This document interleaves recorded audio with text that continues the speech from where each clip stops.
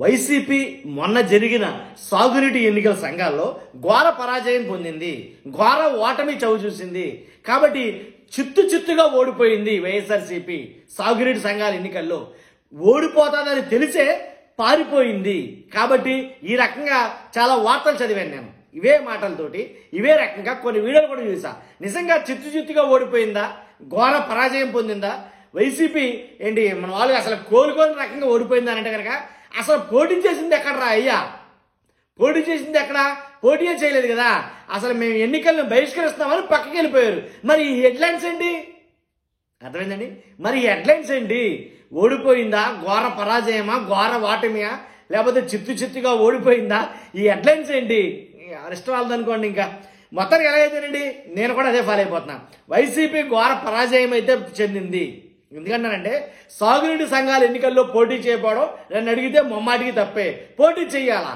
ఎందుకని అన్నానంటే వాళ్ళు పోటీ చేయడానికి అవకాశం ఇవ్వకపోయినా కానీ వాళ్ళు పోటీ చేయడానికి ఎవరైతే పోటీ చేస్తానని అంటున్నారో వాళ్ళని ఇబ్బందులు పెట్టినప్పటికీ ఏదైనా సరే ప్రజలు నిశ్చితంగా పరిశీలిస్తూ ఉంటారు, ప్రజలు గమనిస్తూ ఉంటారు.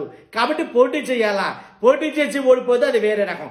అసలు పోటీయే చేయకపోతే కనుక ఇలాగే ఉంటుంది కదా అనేది చాలా మంది మాట్లాడుకున్నారండి. ఎందుకంటే సాగునీటి సంఘాలు శనివారం జరిగిన సాగునీటి సంఘాల ఎన్నికల్లో వైసీపీ ఓటమి పాలయ్యింది. 6,149 సాగునీటి సంఘాలకు గాను 5,946 ఎన్నికలు జరిగాయి.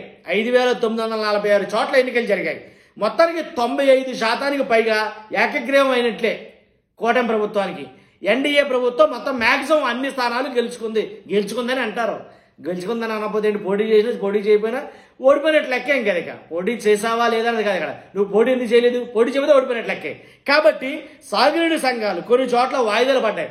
అంటే ఇంచుమించుగా 103 చోట్ల 103 సంఘాలకు ఎన్నికలు వాయిదా పడ్డాయి. అధ్యక్షులు చాలా చోట్ల మ్యాక్సిమం 100% ఏకగ్రీవంగానే ఎన్నుకున్నారు. ఇవన్నీ ఒక ఎత్తు అయితే కనుక పులివెందులలో జగన్ గారి సొంత నియోజకవర్గం పులివెందులలో కూడా 29 సంఘాలకు గాను 29 సంఘాలు ఏకగ్రీవంగా గెలుచుకుంది కూటమి ప్రభుత్వం.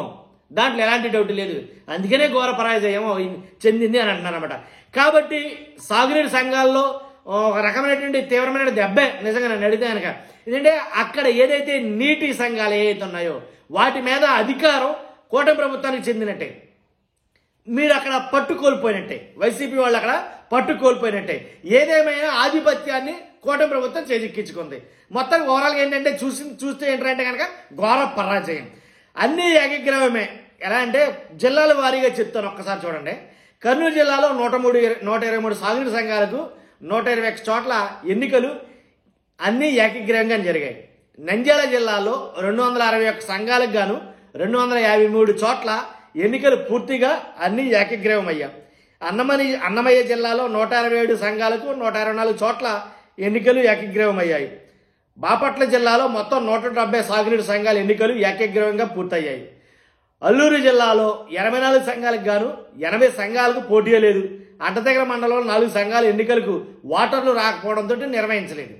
గుంటూరు జిల్లాలో 106 నీటి సంఘాలకు ఏకగ్రీవ ఎన్నికలు పూర్తయ్యాయి. అన్ని కూటమి ఖాతాలకు వచ్చాయి. 11 ప్రాదేశిక నియోజకవర్గాల్లో కూటమి పార్టీ నాయకుల మధ్య పోటీ వల్ల ఎన్నిక నిర్వహించారు.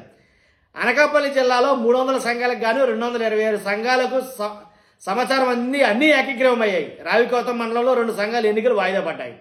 విశాఖ జిల్లాలో 29 సాగునీటి సంఘాల ఎన్నికలు ఏకగ్రీవం అయ్యాయి. విజయనగరం జిల్లాలో 398 నీటి సంఘాలకు గాను 377 నీటి సంఘాలకు ఎన్నికలు పూర్తయ్యాయి. ఇందులో 340 నీటి సంఘాలు ఏకగ్రీవం అయ్యాయి. 21 మాత్రం వాయిదా పడ్డాయి. పల్నాడు జిల్లాలో 274 సాగునీటి సంఘాలకు అధ్యక్షులు ఉపాధ్యక్షులు ఎన్నికలు ఏకగ్రీవం అయ్యాయి. ముప్పాళ్లలో అధ్యక్ష ఉపాధ్యక్షులు సమానంగా ఓట్లు రావడంతో ఎన్నికలు వాయిదా వేశారు. ఉమ్మడి తూర్పుగోదావరి జిల్లాలో 432 సాగునీటి సంఘాలకు గాను 431 ఏకగ్రీవం అయ్యాయి. అనంతపురం జిల్లాలో 143 సంఘాలకు గాను 141 చోట్ల ఎన్నికలు జరిగాయి. ఓటర్లు రాకపోవడంతో కూడేరు మండలం పొట్టిచెరువు, బెలుగుప్ప మండలం సిర్పి సాగునీటి సంఘాలకు ఎన్నికలు వాయిదా పడ్డాయి. శ్రీ సత్యసాయి జిల్లాలో 230 సాగునీటి సంఘాలకు గాను ఎన్నికలు జరిగాయి. అన్ని ఏకగ్రీవం అయ్యాయి. చిత్తూరు జిల్లాలో 220 సంఘాలకు గాను 217 ఏకగ్రీవంగా 2 చోట్ల ఎన్నికలు నిర్వహించారు. 1 చోట వాయిదా పడింది. శ్రీకాకుళం జిల్లాలో మొత్తం 344 సాగునీటి సంఘాలు ఉండగా 342 ఏకగ్రీవం అయ్యాయి. మరో 2 చోట్ల ఎన్నికలు వాయిదా పడ్డాయి. ఇక్కడి నుంచి బొత్స సత్యనారాయణ గారు చాలా కృషి చేశారు, కానీ మొత్తం మ్యాక్సిమం ఏకగ్రీవం అయ్యాయి. కృష్ణా జిల్లాలో 242 సంఘాలకు గాను 237 చోట్ల ఎన్నికలు జరిగాయి. వీటిలో 236 ఏకగ్రీవం అయ్యాయి. పశ్చిమ గోదావరి జిల్లాలో 112 చోట్లకు గాను 110 చోట్ల ఏకగ్రీవం అయ్యాయి. కాబట్టి అలాగే ఈ సాగునీటి సంఘాల ఎన్నికల్లో బీజేపీ కూడా తన సత్తా చాటుకుంది, తన హవా కొనసాగించింది. ఎలా అంటే కేంద్ర మంత్రి భూపతిరాజు గారు శ్రీనివాస వర్మ గారు ప్రాతినిధ్యం వహిస్తున్న నరసాపురం పార్లమెంట్ పరిధిలో 50 సంఘాల్లో, అలాగే అనకాపల్లి లోక్సభ నియోజకవర్గం పరిధిలో 50 సంఘాలు, రాజమహేంద్రవరం పార్లమెంట్ పరిధిలో 30 సంఘాలు ఎన్నికల్లో బీజేపీ అభ్యర్థులు కొన్ని స్థానాల్లో గెలుపొందారని పార్టీ తెలిపింది. శ్రీ సత్యసాయి జిల్లాలో 35, విజయనగరం జిల్లాలోని 38 సాగునీటి సంఘాల్లో ఎన్నికల్లో ఏదైతే బీజేపీ ప్రాతినిధ్యం వహించిందని పేర్కొంది. కృష్ణా జిల్లా గన్నవరం నియోజకవర్గంలో 20 సంఘాల ఎన్నికల్లో ప్రాతినిధ్యం సాధించింది. ఎన్టీఆర్ జిల్లాలో 5, గుంటూరులో 2, పల్నాడులో 5, ఒంగోలు 5, బాపట్ల 2, నెల్లూరు 45, తిరుపతి 50, చిత్తూరు 6, అన్నమయ్య 5, వైఎస్ఆర్ జిల్లా 25, నంద్యాల 3, కర్నూలు 7, అనంతపురం జిల్లాలో జరిగిన ఎన్నికల్లో 5 సంఘాల తరఫున ప్రాతినిధ్యం లభించింది. పార్టీ తరఫున ఎన్నికైన వారిని బీజేపీ శాఖ రాష్ట్ర అధ్యక్షురాలు పురంధరేశ్వరి గారు అభినందించారు. ఇటు బీజేపీ కానీ అలాగే కూటమి ప్రభుత్వం కానీ మొత్తానికి ఎలాగైతే సాగునీటి సంఘాల్లో తమ హవా కొనసాగించింది. వైఎస్ఆర్సీపీ మాత్రం ఓడిపోయిందనే చెప్పాలా. తర్వాత ఈ సాగునీటి సంఘాల ఎన్నికలే ఎలా ఉంటే గనక ఒకవేళ రానున్న పంచాయతీ ఎన్నికలు ఎలా ఉంటాయి పరిస్థితి, అలాగే జడ్పీటీసీ ఎన్నికల పరిస్థితి ఎలా ఉంటుంది, ఇక అదైతే కనుక చూసుకోవసరం లేదు. ఎందుకంటే సింబల్ ఉంటుంది కాబట్టి, సింబల్ మీదే పోటీ చేస్తారు కాబట్టి మ్యాక్సిమం ఎన్నికలన్నీ కూడా ఎలా అంటే చాలా హోరాహోరీగా అయితే కనుక జరగబోతాయి పంచాయతీ ఎన్నికలు. కాబట్టే నేను అనేది ఏంటంటే ఈ సాగునీటి సంఘాలని అనవసరంగా వైఎస్ఆర్సీపీ చేజేతులారా వదిలేసిందని చెప్పాలి. కాబట్టి ఏదేమైనా ఏకీగ్రీవం కాకుండా పోటీ చేస్తుంటే కనుక ఇలా పక్కకు తప్పుకుంది, పారిపోయింది అనే మాటలు లేకుండా ఉండునేమో. కాబట్టి ఎంతో కొంత పట్టు అయితే కదా కోల్పోతాం కదా.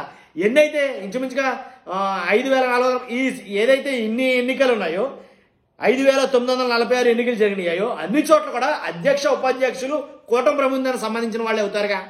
కాబట్టి అక్కడ కొద్ది గొప్ప మీ ప్రాముఖ్యత, మీ ఆధిక్యత తగ్గినట్టేగా. మరి అలాంటప్పుడు పోటీ చేయడం అనేది పోటీ అనేది అనివార్యమై ఉండాలి ఖచ్చితంగా. కాబట్టి ఏంటంటే కేసులు పెట్టారు, లేకపోతే చాలా మందిని ఇబ్బందులు పాలు చేశారు, అసలు ఓటర్లు రానివ్వలేదు, నిలబడ్డ వాళ్ళని అసలు ఎన్నికల ప్రాంగణంలోకి రానివ్వలేదు, చాలా మంది మీద కేసులు పెట్టి కొట్టారు, తిట్టారు, ఇలా చాలా అయితే కనుక ఆరోపణలు చేస్తుంది వైసీపీ.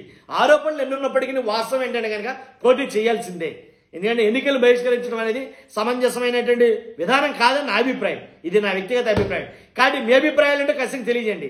సాగునీటి సంఘాల్లోనైనా లేదా పంచాయతీ అలాగే జడ్పీటీసీ ఏదైతే మున్సిపాలిటీ ఎన్నికలు ఉన్నాయో వాటిలో కూడా కూటమి ప్రభుత్వం ఇదే రకంగా తమ హవాయిత కనుక కొనసాగించబోతుందా అంటే మొత్తం పట్టంతా కూటమి ప్రభుత్వం ఎన్డీఏ ప్రభుత్వం గ్రిప్లోకి వెళ్ళినట్టేనా? మీ అభిప్రాయాలు తెలియజేయండి ఖచ్చితంగా. ఫస్ట్ అయితే లైక్ చేయండి, ఎక్కువ మందికి ఇన్ఫర్మేషన్ షేర్ అవుతుంది, అలాగే నాకు కూడా మోటివేషన్ ఉంటుంది. లైక్ చేశారా? పక్కాగా సబ్స్క్రైబ్ చేయండి మన ఛానల్. పార్టీలకు అతీతంగా మన వీడియోలు ఉంటాయి, దాంట్లో ఎలాంటి డౌట్ లేదు. Thank you very much.